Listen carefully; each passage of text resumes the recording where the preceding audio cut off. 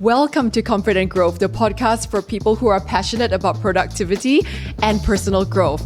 And I'm so delighted today to have with me Sarah Samuel, a senior leader in aviation specializing in airport technology and operations. Welcome, Sarah. Thank you so much for having me, Crystal. I'm so excited to be here. Sarah, we have so much in common. I do. And I think that's why from the beginning, you and I, we just hit it off because I think like we're both in the kind of like part of our career where we DGAF. What does that mean? I mean, I think both of us have that rebel streak in us where we're just like, be authentic and like say what you mean. I've known you from Instagram as well as from working with your team. And we're both people who have had to deal with a lot of cross-cultural contexts. We are both married to Angmos, Westerners. That's right. We both have children who are teenage or, around that time. Yes. We also both have had to deal with teams of in a male-dominated industry of a lot of men, and particularly all over the world. Yes. Yeah. So I'm really interested in digging deep in today's conversation with you about your story as a leader and also what it's like to thrive in a male-dominated environment like aviation and technology. Like, take us a little bit of a whistle-stop tour of your career. I'll start with, I'm a Malaysian, born and raised in Malaysia, only child, parents who are educators. And I think that had a really significant impact on my upbringing and my openness to different cultures. And that's another similarity we have as well, because my mom was a teacher. Yes, okay, there we go. Yeah. Yes. So because they were teachers as well, I couldn't get away with a lot of things, because you couldn't say, oh, I got this mark because my teacher is terrible. And they're like, there's no bad teacher, that kind of thing. But anyway. You never had that excuse for victim mindset. No, I didn't have an excuse at all for that. So I studied in Malaysia till I was about 12 years old. And then I did go to boarding school in India because my parents felt it was important that I got an overseas, an English-based education. That was really important because they wanted to make sure that I had a lot of opportunities. Right. Studying in Malaysia meant I would have to study in Bahasa Malaysia. That could limit my opportunities. So I went to a school in India, a boarding school in India run by Irish and French nuns. Wow. So that was quite an experience, and I loved it because I'm an only child and I instantly had 20 sisters, literally that because we lived in dorms. It was a fantastic experience. And then I went to university in the US. And again, it wasn't really my choice. My dad was like, okay, that's where you're going to go. This is what you're going to study. Yes. He put me down for computer science. Yep. I immediately, I think after my first lesson, made it undecided. And I just experimented with different subjects. Why did he put you down for computer science? Because he probably thought that was the future. And I mean, he was so right. Did he consult you or not? Or no, just anyhow? Nothing. Nothing. Not the choice of school, not the choice of subjects. Oh, wow. But that was okay because I didn't know. Right. I didn't know better and I needed somebody to advise me without knowing that I needed somebody to advise me. Got it. He kind of just did it. Yes. Then I graduated, came back to Malaysia. My parents had to double mortgage the house to send me to university. So they couldn't afford for me to do masters or anything like that. I would have liked to do my masters at that point in time, but I understood that, financially we could not afford it. Wow, that was a big leap of faith. It was a big leap of faith. Yeah. And it was also a lot of pressure as a result. I can imagine. Because they didn't hide the fact that they double mortgaged the house. Yeah. Wow, that's a lot on your shoulders. It was. And being an only child, all hopes resting on my shoulders. How did you feel about that? I did feel the pressure.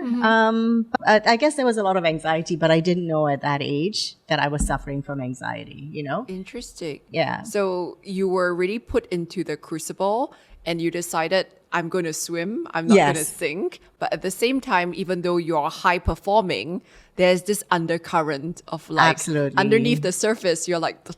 Yes, absolutely. It's the swan or the duck paddling wildly, under the water. Yeah, absolutely. Then I came back to Malaysia. So I said, okay, travel. I love traveling. Okay. I want to travel.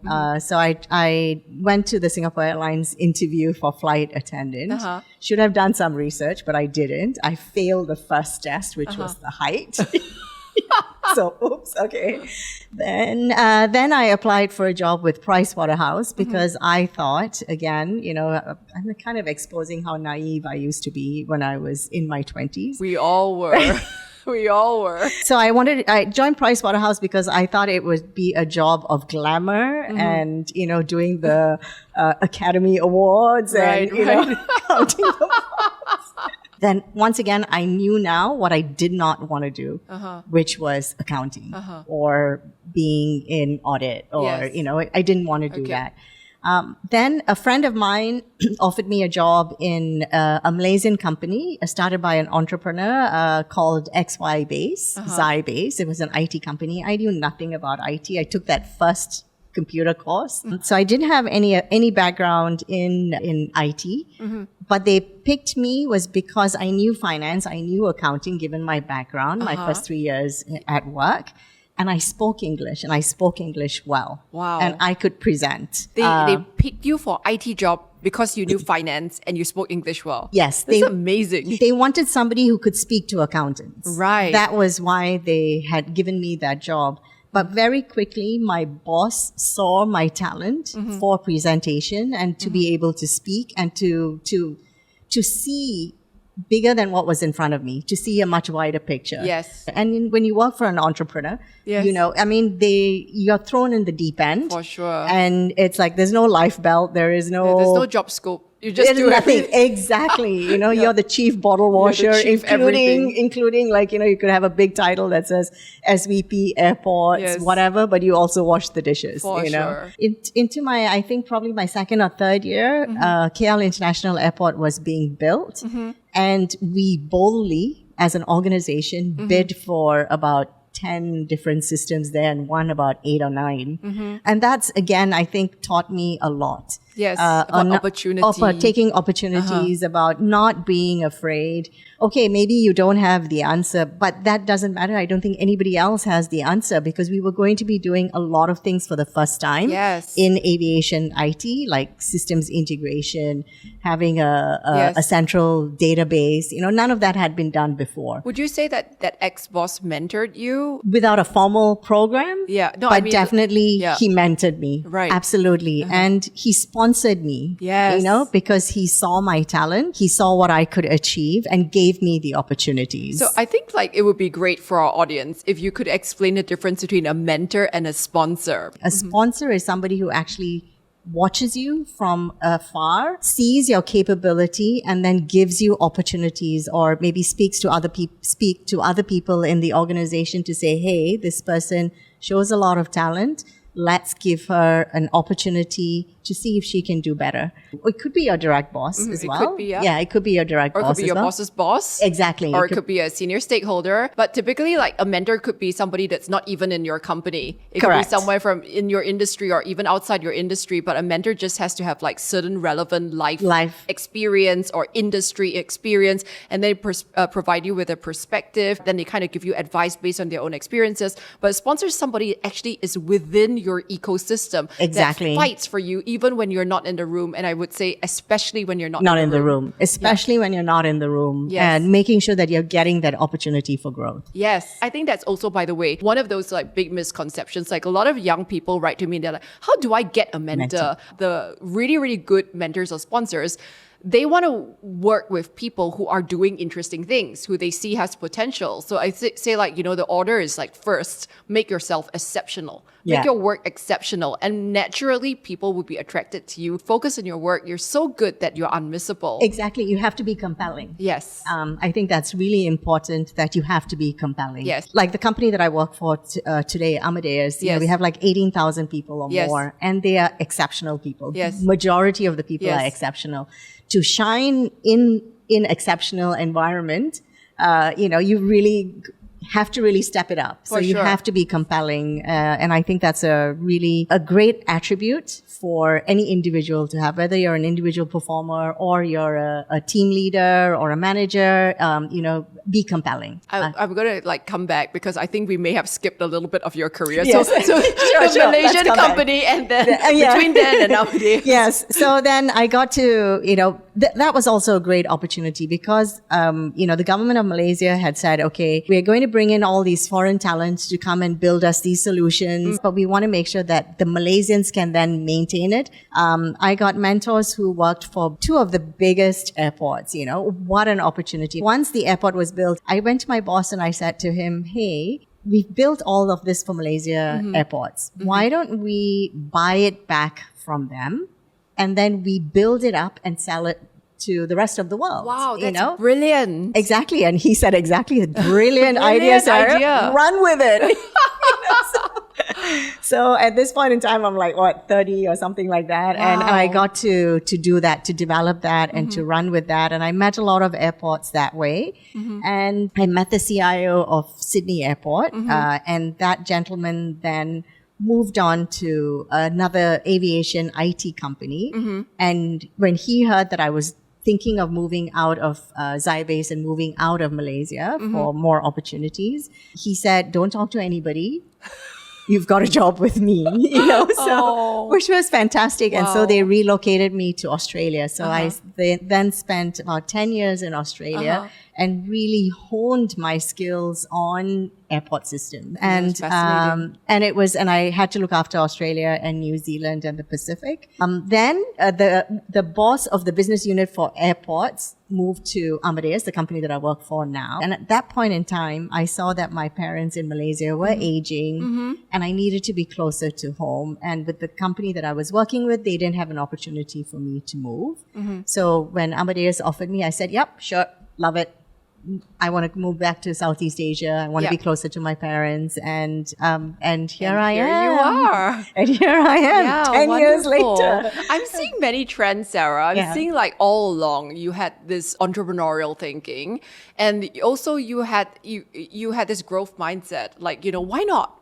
What if, Yes. And all along, like this kind of energy as well of yours seems to have attracted sponsors, mentors, people to you. I wonder how much of this is like your mindset. I have to say, the first quarter of my career was cruising. The opportunities that I wanted, I got, and not because I was a female, but because I worked hard, I achieved success. I think the next quarter of my career, it feels like I have like many quarters, but whatever the next third, that's when I actually did feel the ceiling. I have to say. Yes, say more. I did feel the ceiling. And again, I didn't realize there was a ceiling because I was just doing what I needed to do. Yep. And I was very successful in winning an opportunity. And I said, yay, we've signed this contract. And then a guy came in, used his network. And then I was told I had to share my bonus on my commission because I had somebody help me to achieve this. And I was like, yes, I didn't do this on my own. That I know, it was a team effort. Yep. But we won this because of me. And this bonus is for me, but I was asked to share. And that was when, for the first time, I realized I was not in the boys' club. Yeah. That there was a boys' club. Right. And that I was not part of it. Yes. And I felt for the first time, ooh, what's that? A ceiling. Yeah. Fascinating. So then I learned that I needed to speak up more. Yes. Shout a little louder on the success and the achievements and fight for myself as well. I didn't fight back. I was unhappy. Yes. Yep. They knew I was unhappy, but I let it happen to me. And something probably I really regret that. Why didn't I stand stronger? Why didn't I fight back? And I think it was just because it caught me by surprise. Yeah. I didn't know behavior like this did happen. Yeah. It's really important important to speak up. Don't sit back and accept things that might not be acceptable for you. And don't hide your light under a bushel. Yeah. It needs to shine. You know, it's not like people are looking for your light. You need to let it shine out. Yes. You know, the world's population is growing. There's so much of competition. Make sure that people understand and see and recognize your capabilities. So you have to know how to articulate your value and like how to tell the story of what the value you create, in other words. Exactly. So like comes to the point about like career visibility, which is something that you spoke about briefly just now. You said like, I realized I didn't just have to do the job. I also had to like internally market and like, you know, be tactical about like how I talked about myself. That's something that a lot of my listeners really struggle with. But one of the things I think is really important is to understand that it's actually an act of service when you are able to clearly distill the value that you've created and articulate it in a succinct way and communicate it to the stakeholders that should know. Because the thing is that no one's a psychic, no one's a mind reader. Exactly. And everybody, well, in general, most people want to make sure the correct people in the culture are being rewarded commensurate. Absolutely. You know, at the end of the day, all companies are there for growth, to make money. Even when you look at non-profit organizations, you know, it's altruistic, but they still want to be able to generate income so that they can do those altruistic things that they need to do. So all companies need that success to be successful, you know, to make money and to be successful. And what they look for is people who can drive that growth and bring that income in. So you do a disservice to not only yourself, but to the organization by sitting quietly and not letting your talent and the value that you bring to that organization shine. You know, so it's important to make sure people understand that. And bosses are there, of course, to look for your career development and to make sure that, you know, you are successful. But it's not the only thing that they do. They have their own jobs that they need to do. They cannot read your mind. They might know that you did this and you were part of a team that, you know, achieved a certain amount of success. They might not have the details of how this project was successful. So you've got to be telling them about how it is that you made that project successful, how you contributed to its success, so that they know that, this is the talent that this person has and this is the value that this person brings to the organization, so that the next interesting project or the next a growth area, they're aware of you. You know? Can you think of like a real life case study where you coach somebody in your team or like, you know, you taught somebody how to be more visible in their career? I mean, I think I do that on a daily basis with my team, actually.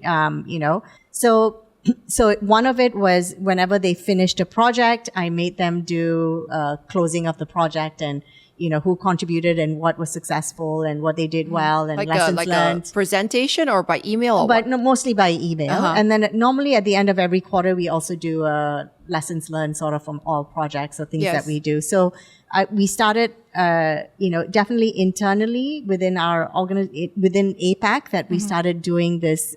We started announcing it. It became actually a practice that all regions now do. So, you know, it's something that I think we started in APAC. And I think that gave them that visibility. The other thing was, I remember in one of your, what do you call it? AMAs. Somebody had said about, you know, how this person who was doing always the presentation and the MC, that is a really important role because you need that visibility. You know, you need people to see that you have that capability.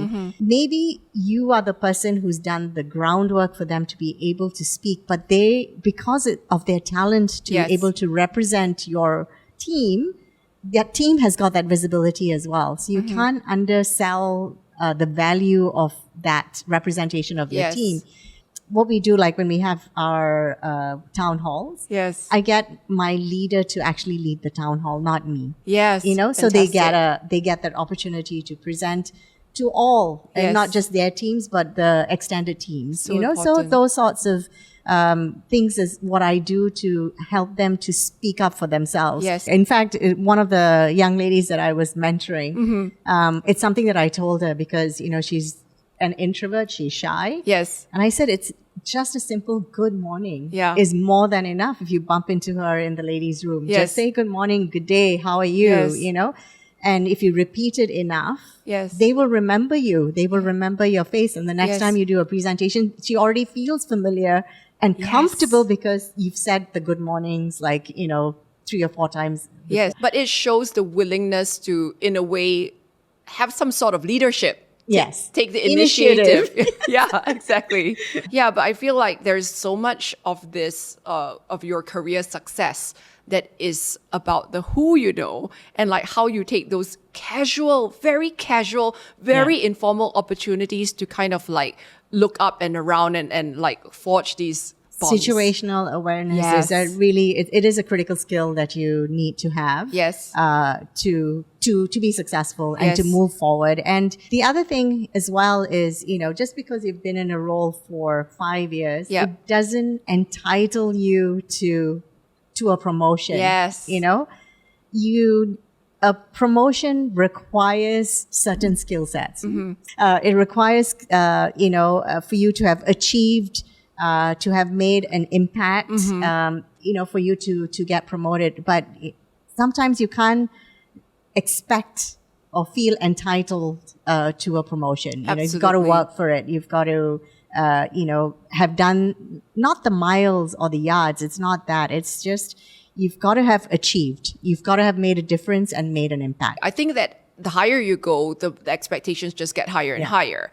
And then like there's a lot of people who confuse like hygiene factors with promotion factors. Yes. So hygiene factors is just I came in every day, I was on time, I've been here for 3 years. Like everyone expects that. That is just permission to play. But like if you really are ready for the next level, you've got to play in the gap. That, you know what I mean? So like you're in this role now, and then the next role up is here. And you have to be playing in that gap. You have to Exactly. be showing the evidence that you can perform at that next level. And like a lot of people will write to me and they say like, oh, but then my culture doesn't support that, or my boss doesn't like it, or they feel threatened and everything. And like the simple truth is that, okay, part of it is that you didn't even try. I would say like more than half of the people who write to me, I ask them, did you actually try? And they haven't. They're just telling themselves stories Yes. about what would happen if they did try. And then the second thing is that if you did try, did you do it with a degree of skill and charm and, and competence, right? Yes. So then the next thing is that, okay, maybe you tried and you did it with skill and care and whatever. And then only you have the right to say, my boss was an asshole. Yeah. My boss was supportive. I did everything. And then it didn't matter, in which case, then get out of there. If you tried many times and your boss is not supportive of you, threatened by you and all that, you're a sensible person. You're a smart woman or man. What are you even doing there? Yeah, exactly. Right. I think for promotions, go find what the competency models are. Yeah. What's your company's competency models and Yep. what's the expectation at the various levels. Yes. And look at the one that you're trying to get into the promotion that you're seeking. Yes. Look at what the competencies required there. Yes. And then do a gap analysis. See, are you matching those competencies? And if you're not, start asking for opportunities so Yep. that you can develop the competencies. Agree. And demonstrate the competencies. Sarah, one thing that's important is that at the more senior levels, when, companies have those closed door conversations, like we're looking for the next CEO or the next whatever, this and that, a lot of times women tend to get a little bit impacted because, in my experience, they don't have as much international experience, particularly for Singaporeans in general, whether male or female. Singaporeans tend to be more reluctant to get posted outside of Singapore. And you're somebody that's traveled quite a lot. Like, what are your tips about moving countries? Should you do it or should you not? How do women even do this? Really good question. And I would say to your listeners and your followers, if there is an opportunity for you to live outside of Singapore, Yep. you should take it up because mobility, that ability to be mobile is something that a lot of international companies look for. Yes. And a lot of headquarters are not in Singapore. Yep. They're either in America or in Europe or in Australia or in Hong Kong or somewhere else. Yes. And then, and when you get to a certain level, there's only that much you can achieve in a regional role. And you need to get into, like a business line role or, a higher role would mean working at the headquarters. Yes. Or much closer to the headquarters than what Asia is, especially if you work for a European. That cannot be underestimated. It cannot be underestimated. If you want to work for MNC, if you want your career to be a global career, you have to spend time at the HQ. So it's one of the things that I do with my team and as an example, because we are so far away from Europe and we are a European company. Yep. What we do is I make sure that my team does get to go to Europe. Yes. If not every year, it's not possible to do it every year, but maybe once in every 2 to 3 years, go there, meet with the people that we have to work with on a daily basis. Yep.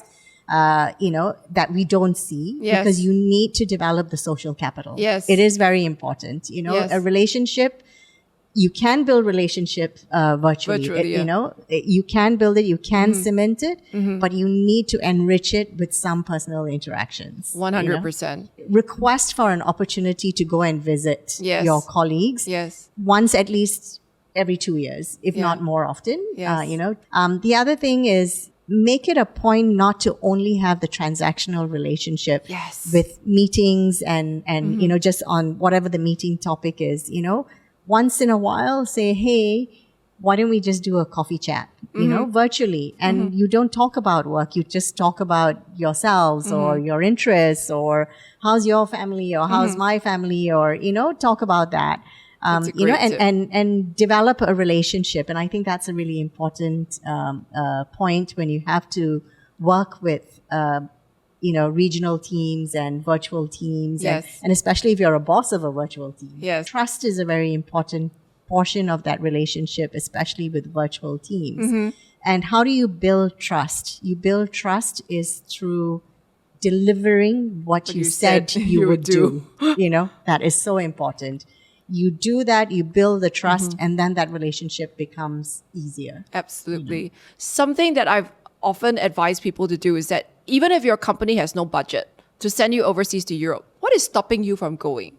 Like on your own dime. Yeah. Like, or if you go for a holiday. That's what I do. So a lot of times in the past, I'm like, I'm just going to go on a holiday to Australia. Now, I know I have clients there. I know I have business there. Maybe my company can't justify, but there's nothing stopping me from going on holiday and popping in with presents from Singapore for the office. Exactly. I would do that all the time when I was a regional coverage, person. I would go pop into Hong Kong office when I was there to visit my friend, but I'd go and have drinks with them. I'd bring them presents. I'd send them gifts. Exactly. And again, you've shown initiative. Yes. You've shown initiative and it's appreciated by your colleagues. Yes. And guess what? They will talk about it. For sure. Your bosses are going to hear about it. Yeah. That you took that initiative to go and visit. Yes. And you brought presents, but you don't need to bring presents. You don't. Just the visit is good enough. Yes. So Sarah, I'm very curious about your life as a mother, having such a big job as you do and being somebody where work is clearly a passion of yours. Do you ever struggle with the phenomenon that so many moms struggle with, which is mom guilt? Absolutely. Thank you for that question. My story, I think, is a little bit of an interesting story as well. I was offered this job in Australia. I was not pregnant at that point in time. While serving notice, I got pregnant. But because I come from Southeast Asia, I come from Malaysia, you just take for granted you have the 44 days of maternity leave confinement and all of those sorts of things. Yes. And my son came about 3.5 weeks early and came home and I said, I better apply for leave. And I look on the leave application, there is not even a single line on maternity leave, God. So I was like, oh my God. And we had just brand new come into this country. So we didn't even have insurance. So we had to pay everything, the hospitalization, the entire treatment, everything out of our... The company didn't have insurance for you? No, because I came in pregnant. It's a pre-existing condition. Oh my God. So Wow. everything was out of pocket at this wow. point in time, and so then the boss said, well, you can take unpaid leave for a year and we'll still have your position. And I'm like, well, we can't. I was the sole income earner for the family as well. So after 3 weeks, I took I think you have 2 weeks of hospitalization, and I had 1 week of leave, and that's what I took. And in Australia, they have these things called mothers group, and I attended my first mothers group. And they could not believe, and I think this was when my son was maybe 6 weeks old or something. So I was back in the office and also back traveling. And they were like, what, you're back working? And they made me feel so guilty. I didn't feel guilty at that point in time, because this kid was such a good kid, 3 hours, 3 hours, 3 hours, slept for 3 hours, woke up for 15 minutes, 20 minutes, went to sleep 3 hours, and I could do work around, schedule my time around him. And then I went to this mothers group and I felt so guilty. I never went back to that mothers group. Judged. I felt judged. Absolutely, And I came home and I was just crying. I took a day off to attend this mothers group thingy, because I could never make it work to my schedule previously. But anyways, that was the first time I felt mother's guilt. And then when my son was about 2.5 months old, I started traveling. That means, overnight trips, etc. So we had a nanny and, all of that. And I did feel guilty because the first time I came home, after one night away, he wouldn't even look at me. What? He literally just kept his face turned, And I was like, oh my God. But anyway, we got over it and he got used to it. And it started when he was 2.5 months old.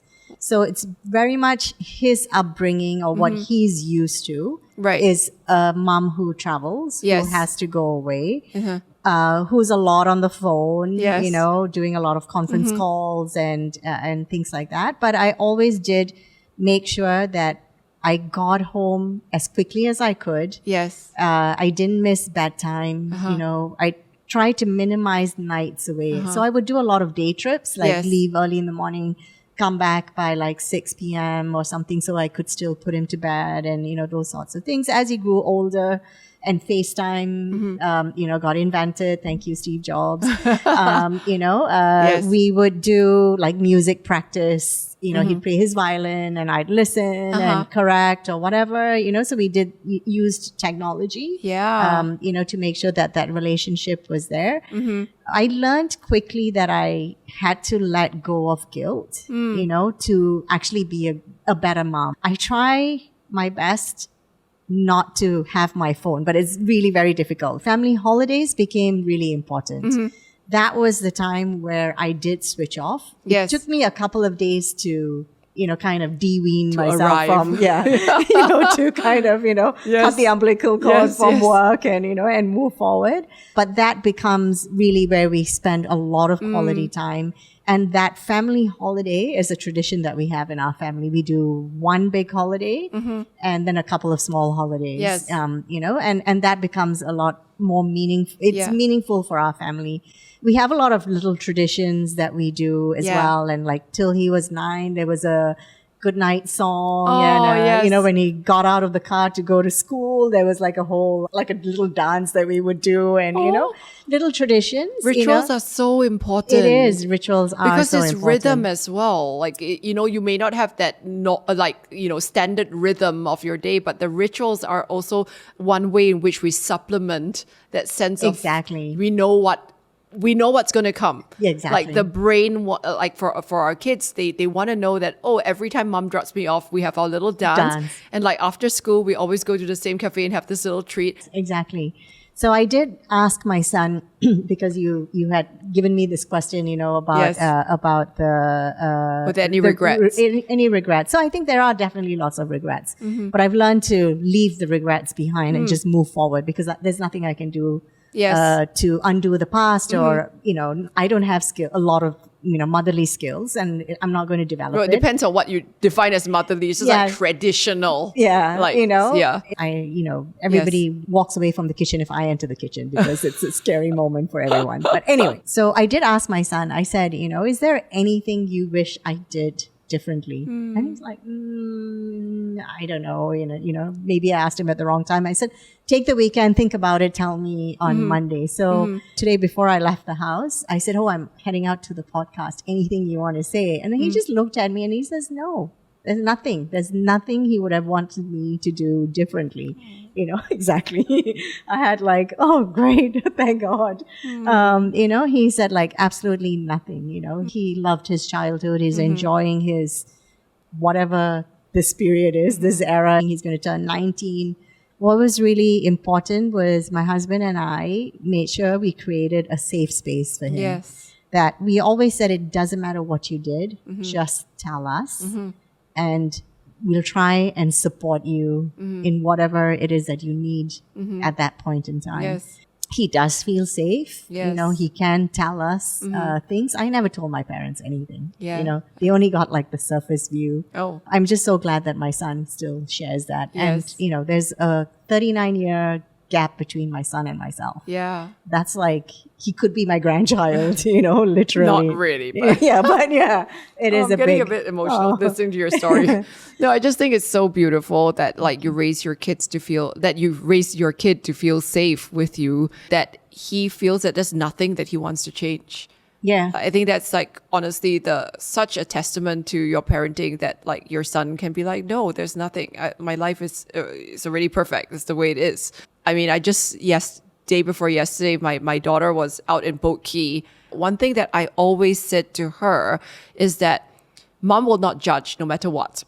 If you are in any situation, if there's somebody driving a car and they're drunk and you're scared, you call me, you text me straight away. I will come and get you no matter what. Exactly. I will never judge. Yeah. Because I've been there. I've done stupid things too. But like, oh God, parenting teenage kids now, it's a different, it is. It's a different kettle of fish altogether. I mean, it's almost like, I never thought that they would be so high maintenance. But don't you think it's really interesting? Like, you have to get a degree and you have to have these qualifications for a job, etc. But for parenting, there's nothing at all. You have to have a driving license to own a car. You have absolutely no parenting license. And there you have the biggest responsibility, the one that you can never give up. You can never give back. And like, that's it for life. Yes. Yeah. So I do. And you need to raise, responsible children as well. Yeah. Yes, for sure. And steward them through this very uncertain and very volatile future. Yes. Where even the best of us, we don't know what is going to happen with AI. We don't know what's going to happen with geopolitics and all of this. So yeah, it's not easy for sure. Yeah, it isn't. So like, what helps you the most in this kind of like era of your life? Maintain your sanity. Self-care. Yes. A really great partner, a life partner. Yes. My husband. And I really have a very strong team, and I've got really good leadership as well in my company. So we're going through a lot of transformation in my organization, but I trust the leadership. Yep. And that's a really great position to be in, to have that trust in your leadership. I trust my team to do what they need to do. They're a really great team. And I have a partner at home who is supportive, who puts up with when I really don't want to talk to anybody because I'm so exhausted mentally, emotionally. He gives me that space. And then, the self-care things that I do. I don't do a lot. I really wish I could. Yes. But I go get my hair done every 3 weeks. Every 6 weeks, and I get my nails done every 3 weeks. And those are very important things for me. Yeah. And, I love your bed rot coined term. Yes, I bed love rot. that. I love a bed rot day. Bed rot is when you just like lie in bed and you don't feel guilty. You just like, you can vegetate. Exactly. That's my Saturday mornings. Yeah. And I just absolutely love that. And I think that keeps me grounded, keeps me sane. And I just do whatever it is that I want. Mostly I read. Well, are there any last words of advice or like parting words of wisdom that you would like to share? I think if one thing that I could say to your listeners and followers is like, just be bold, don't be afraid. Take that step. Might seem scary, but it really isn't that scary, And if you have somebody to hold your hand, make sure that they hold your hand and you take that bold step. I think that's try. If you don't try, it's a missed opportunity. Absolutely. So don't miss that opportunity. Just be bold. Yes, absolutely. And your life is very, very bold indeed. Thank you. And I really thank you for taking the time to share your experience and your insight with our audience. It's been a delight to have you, Sarah. Thank you so much for having me, Crystal. I really enjoyed the chat. Time flies, right? When you're having fun. It does. Thank you everyone for joining us at Comfort and Growth, the podcast for people who are passionate about productivity and personal growth. We've had Sarah Samuel, and I'll put all the details about how you can get in touch with her, follow her, and maybe connect with her on LinkedIn. Yeah. Yes. So see you all next time. Bye.